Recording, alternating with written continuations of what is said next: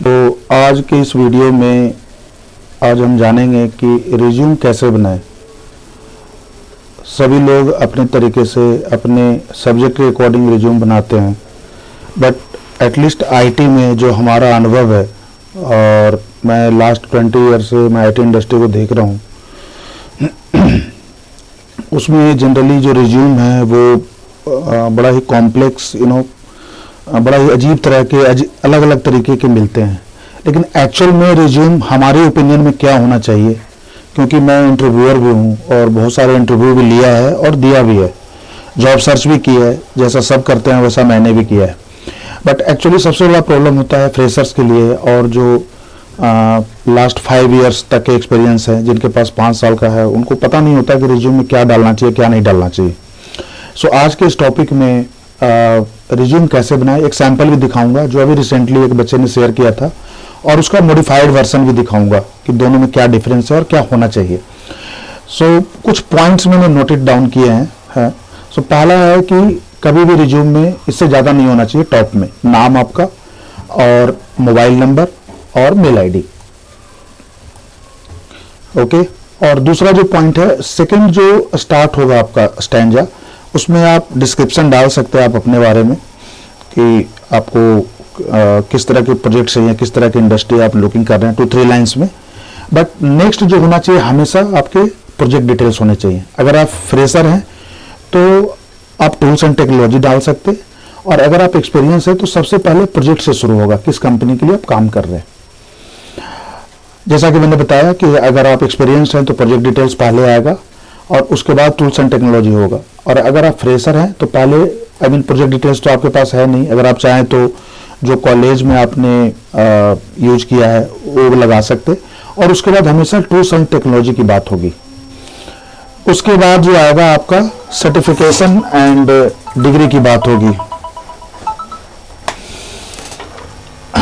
और सबसे लास्ट में हो जाएगा होगा आपका अदर डिटेल्स होगा, जिसमें कि आप चाहें तो पासपोर्ट डिटेल्स डाल सकते हैं, आप अपना डेट ऑफ बर्थ डाल दें, राइट। और डिग्री और सर्टिफिकेशन ये ध्यान रखना है कि केवल professional degree, only professional degree. Okay, अगर आपको 10th 12th like a fresher तो इंडस्ट्री या एचआर वाले ढूंढते हैं, तो उसमें आप 10th 12th आप इसमें लास्ट में डाल सकते हैं, 10th and 12th जो भी डिग्री आपके पास है। ये कुछ महत्वपूर्ण पॉइंट्स हैं। और सबसे लास्ट में कि रिज्यूम जितना आप छोटा रखें, जैसे मेरे एक्सपीरियंस 20 ईयर्स है, तो इसका मतलब ये नहीं है कि मैं 12 पेज का रिज्यूम बनाऊंगा।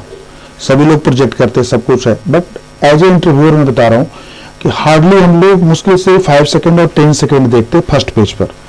तो सबसे अच्छी कोशिश होनी चाहिए कि आप जितना फर्स्ट पेज बढ़िया रख सकें, बाकी जो अदर डिटेल्स है, राइट, वो आप अपने सेकेंड पेज या थर्ड पेज पर। बट मेरे ओपिनियन में up to 10 years not more than 3 pages, और up to 20 years last 4 pages और 3 पेजेस। पेजेस मायने नहीं रखता मित्रों, सो ये ध्यान रखना है रिज्यूम में। एक सबसे इम्पोर्टेंट चीज़ की जनरली बहुत सारे बच्चों के हमारे पास कॉल्स आते हैं कि सर naukri.com, मैं नाम नहीं लेना चाहता, जितने भी हमारे जॉब साइट्स हैं वो बता रहे रिज्यूम इतना चार्ज लगेगा और हम आपको ऐसा बना के देंगे। मित्रों, मैं ये नहीं बोल रहा वो गलत है, मेरा इतना कहना है कि जो भी प्रोफेशनल जो आपको कॉल करते हैं वो इंग्लिश लिटरेचर के प्रोफेशनल है, ना कि आईटी के प्रोफेशनल। तो जो आप लिख करके देंगे उसी को वो एडजस्ट करते, राइट। बट क्या होना चाहिए tools and technology as a IT professional, वो नहीं बता पाएंगे कभी भी। जो आपने लिख के दिया है वो उसी को मॉडिफाई करेंगे। सो ये हमेशा ध्यान रखना है कि या तो आप रिज्यूम अगर करेक्ट बना रखा है आपने मार्केट के अकॉर्डिंग, देन आप उनसे कंसल्ट कर सकते हैं, उनके प्रोफेशनल चार्जेस होते हैं, और वो आप एडजस्टमेंट करवा सकते हो, लुक एंड फील और डैशबोर्डिंग काइंड ऑफ, वो अलग चीज़ है। लेकिन मैंने 90% केसेज में देखा है कि वो एक ट्रैप है। जनरली वो लोग रिज्यूम जो आपने लिखा है, और मेरे विचार से जो स्टार्टअप जिनको नहीं आइडिया है वो आधा कचरा ही होता है, रिज्यूम में कुछ नहीं होता है उसमें, ठीक है। मैं एक सैंपल भी दिखाऊंगा अभी रिसेंटली। सो ये चीज़ का ध्यान रखना है कि आप किसी प्रोफेशनल के साथ में रह के, या 3 या 4% या 5% जो भी सर्कल में सीनियर बंदे हैं, उनसे एक बार रिव्यू करवाइए सबसे, सबकी ओपिनियन काउंट करनी है। और देन अगर आपका रिज्यूम बनता है, उसके बाद आप किसी प्रोफेशनल कंसल्टेंट से या डिजाइनर से आप अपने रिज्यूम को बढ़िया कर सकते हैं। तो ये कुछ महत्वपूर्ण पॉइंट्स हैं। Now come to the sample. So इस वीडियो को थोड़ा क्रिस्पी रखना है, छोटा रखना है ताकि लोग बोर ना हो। तो मैं चलता हूँ, एक मेरे पास रिज्यूम आया है, मैंने नाम वगैरह हटा दिया है ना। तो आप पहले देखिए इसमें क्या कमी है। इसमें नाम, नंबर, फ़ोन नंबर सब हटा दिया मैंने, बाकी सब सही है, एज इट इज़ है।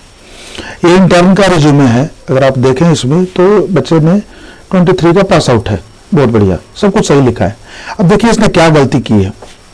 पहली गलती जो इसकी है कि एसएससी यहाँ पर लिखने की जरूरत ही नहीं है, क्योंकि जो आप जॉब ढूंढने जा रहे हैं वो एसएससी के ऊपर नहीं है। ये ऑब्वियस सी बात है कि आपका एचआर डिपार्टमेंट आपसे डिमांड करेगा ही कि आपके क्या परसेंटाइल है। सो ये चीज़ें हमें लास्ट में करनी है।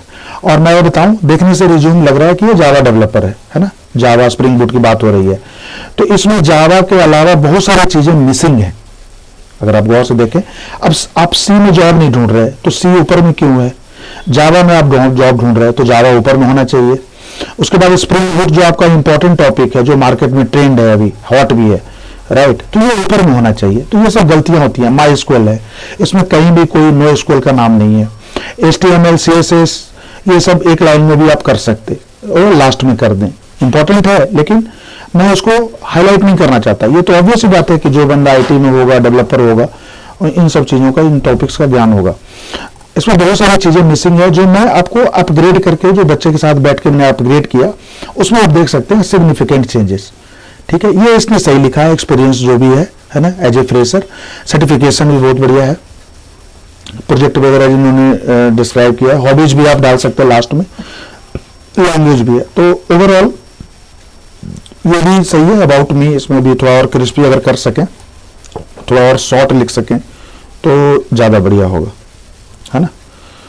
तो इस तरह से इसमें जो मुझे 2 कमियां लगी इस रिज्यूम में, पहला तो कि ये चीज़ें नहीं होना चाहिए यहाँ, ठीक है। और इसमें आज के टाइम में क्या होता है कि लिंक्डइन में लोग प्रोफाइल देखते हैं, इवन इंटरव्यू भी और इंटरव्यूअर भी, दोनों, कंपनी वाले भी और सोर्स वाले भी। तो इसमें कहीं सच कुछ है नहीं, राइट।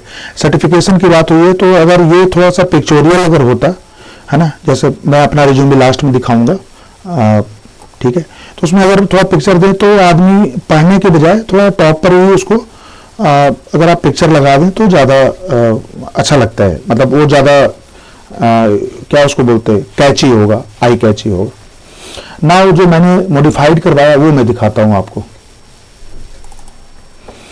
अब देखिए इसमें सेम चीज ही है, राइट। इन्होंने जो लिखा, क्योंकि मैं कंटेंट नहीं चेंज करूंगा लेकिन मैं बताऊंगा कि मार्केट में ट्रेंड क्या है। अब इसमें देखिए, अब सही है ये जावा J2 डेवलपर। अगर कोई भी HR या जैसे हमारे से एक्सपीरियंस अगर इंटरव्यूअर है तो वो देख के समझ जाएगा कि जावा का ये रिज्यूम है। और जावा के लिए बहुत सारी चीज़ों की जरूरत होती है, ऐसा नहीं है कि केवल जावा जान लिए तो बहुत कुछ है, ऐसा नहीं है। अब जावा है तो ऑब्वियस सी बात है इसकी सराउंडिंग टेक्नोलॉजी भी उठ करके आएंगी, J2 भी आएगा। अब स्प्रिंग बूट देखिए टॉप में करवाया मैंने इसको, ठीक है। डिजाइन पैटर्न, ऑब्वियस सी बात है कि अगर आप जावा कोडर हैं तो डिजाइन पैटर्न भी आएगा, डेटा स्ट्रक्चर भी आएगा, सर्वलेट JSP भी आएगा अगर आप वेबसाइट में काम कर रहे हैं, हाइबरनेट JDBC भी आएगा। तो ये सब चीज़ कीवर्ड्स आपको ध्यान रखना है जब रिज्यूम आप बनाते, है ना। बहुत सारे ऐसे स्टैक टेक्नोलॉजीज हैं हमारे पास, जो कि जैसे मर्न है तो वो जावा के साथ चलता है, कोई एक वेब सर्वर, एक एप्लीकेशन सर्वर, है ना, एक डेटाबेस। अगर तीनों की जानकारी है, एटलीस्ट बेसिक नॉलेज भी है, क्या डिफरेंसेज हैं, तो बहुत अच्छा। नो स्क्वेल आज के समय में अगर आप क्लाउड, हाँ एक चीज़ और नोटिस करूंगा, पुराने वाले में कहीं भी क्लाउड का जिक्र नहीं है, राइट। तो थोड़ा क्लाउड का मतलब जो भी है आप नॉलेज लें, 1 वीक 2 वीक, समझें क्या होता है, क्यों होता है, ऐसा। एक नो स्क्वेल भी एडेड होना चाहिए, अगर नहीं है तो आप कहीं से ट्रेनिंग लें, खुद से सीखें, जैसे भी करें। उसके बाद जो स्टार्टिंग जो होता है जावा डेवलपर का, वो कोड चेक इन करेगा गिट में, राइट। उसके बाद गिटहब की बात होगी, बिल्ड भी बनाएगा एटलीस्ट अपने लिए, डिप्लॉय भी करेगा, हैं, एटलीस्ट डेव लेवल पर। तो इन सब चीज़ों का नॉलेज होना चाहिए, एटलीस्ट CI वाला पार्ट, कंटिन्यूअस इंटीग्रेशन। इस बच्चे को थोड़ा बहुत नॉलेज है, जैसे स्नोफ्लेक का, क्लाउड का, लिनक्स का। हाँ, वन इंपॉर्टेंट थिंग कि लिनक्स और यूनिक्स की कम से कम बेसिक कमांड्स पता होने चाहिए, क्योंकि जब भी आप किसी क्लाउड में काम करेंगे, जब भी आप कंसोल पर काम करेंगे, तो आपको लिनक्स और यूनिक्स के तो ये चीज़ें रिज्यूम में भी मेंशन होनी चाहिए। और सबसे इम्पोर्टेंट चीज़ कि आज का टाइम में कोई भी कहीं भी इंटरप्राइज या मीडियम लेवल या स्मॉलर लेवल कंपनी में आप जाते तो सब चीज़ डॉकराइज हो चुका है, इवन की डेटाबेस भी है वो डॉकर में चलता है। तो अगर मेरे विचार से अगर आपको नहीं नॉलेज है तो ये पता होना चाहिए कि अगर रिज्यूम में डाल भी दिया है तो आप ट्रेनिंग ले कहीं से या सीखें और जानें इसके बारे में कि होता कैसे है। अगर मुझे कोई डिप्लॉयमेंट करनी है तो डॉकर के थ्रू कैसे होगा, इसकी सराउंडिंग टेक्नोलॉजी क्या है, अगर क्यूबरनेटिस जान सके तो और बढ़िया। मित्रों, एक चीज मैं बताऊंगा कि लास्ट 20 इयर्स में क्या चेंज हुआ है आईटी इंडस्ट्री में। पहले जो जेडी होते थे वो सिंगल लाइनर हुआ करते थे। सिंगल लाइनर मीन्स कि Java developer, SQL developer, Linux administration, single liner. Now अभी जो इंडस्ट्री लेटेस्ट 1 डिकेड में जो चेंज हुआ है उसमें क्या मैं देख रहा हूँ कि आप फ्रेशर हो या एक्सपीरियंस्ड हो, 2 पेज की जेडी है। आपको डेवलपमेंट स्टैक भी आना चाहिए, आपको डेवऑप्स के भी स्टैक पता होने चाहिए, आपको डेटा इंजीनियरिंग के भी स्टैक पता होना चाहिए। अब थोड़ा बहुत एआई का भी प्रचलन है, चैट जीपीटी ऐसे जनरेटिव इंजीनियरिंग आ चुकी है, तो वो भी पता होना चाहिए। तो इस केस में मेरे विचार से फ्रेशर और अप टू जो 5 इयर्स जो एक्सपीरियंस पर्सन है उसमें इन सब चीजों कीवर्ड्स का नॉलेज होना चाहिए, क्योंकि ये इंडस्ट्री में यूज हो रही है। ओके, सो कहीं भी अगर आप जाएंगे तो ये टेक्नोलॉजी आपको मिलेगा ही मिलेगा, और इसी से रिलेटेड क्वेश्चंस भी होंगे और ये स्क्रूटनी में भी आएगा, एचआर के थ्रू भी और इंटरव्यूअर के थ्रू भी। जैसे अगर आप फ्रेशर लेवल पर अगर आप जावा कोड लिख रहे हैं तो ऑब्वियसली बात है कि आप यूनिट टेस्ट केसेस भी लिखेंगे, राइट, वो भी जावा में ही लिखेंगे। तो जावा में भी अगर आप थोड़ा सा उसको ऑटोमेट करने की कोशिश करें तो सेलेनियम यूज वगैरह होता है ना। ऑप्शनल है, अगर आप सीखना चाहते हैं तो सीखें। फिर जो हमारा मॉनिटरिंग टूल्स है, मेरा ओवरऑल ये मेरा कहना है कि जो भी आप रिज्यूम बना रहे हैं उसमें जो भी टेक्नोलॉजी आप जानते हो, चाहे क्यूए साइड से हो या डेवलपमेंट साइड से हो या प्रोडक्शन साइड से हो, वो कीवर्ड्स एटलीस्ट आपको पता होने चाहिए सारे, और विथ नॉलेज। ऐसा नहीं कि एक दिन पढ़ा और उसको लिख दिया रिज्यूम, ऐसा भी मैं नहीं बोल रहा। मैं क्या बोल रहा हूँ, जो आपसे रिलेटेड है। लेट सपोज कि आप फ्रेशर हो, ये फ्रेशर का रिज्यूम है और जावा डेवलपर भी है, okay, so at least spring boot में काम कर रहा है, आई नो इट, बट उसको सराउंडिंग टेक्नोलॉजी वो काम कर रहा है लेकिन उसने रिज्यूम में नहीं लिखा है, ये भी गलत है, राइट। तो ये चीजें पता होनी चाहिए। बाकी एज इट इज है रिज्यूम में, nothing change. So you can see कि यूनिवर्सिटी ऑफ मुंबई और स्टेट बोर्ड, ये देखिए सबसे नीचे आ गया, इट्स ओके। ये थोड़ा ऊपर होना चाहिए था but it's okay. Personal details में कभी भी पूरा डेट ऑफ बर्थ नहीं डालना चाहिए, ओनली मंथ एंड ईयर।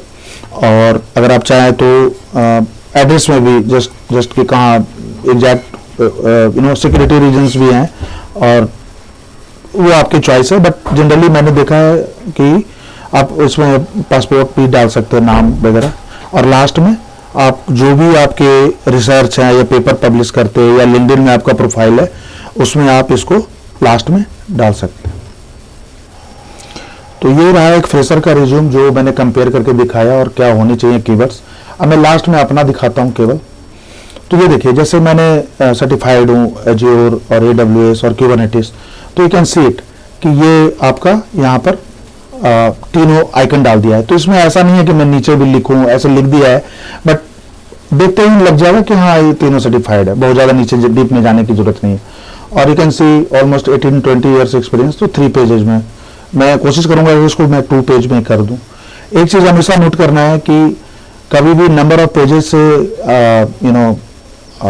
ऐसा नहीं है कि बहुत बड़ा ऐसा होगा। आप भले उसको डिस्क्राइब कर सके, बाद में एक एनेक्सर अगर आप बना के रख सकें तो ज़्यादा बढ़िया है।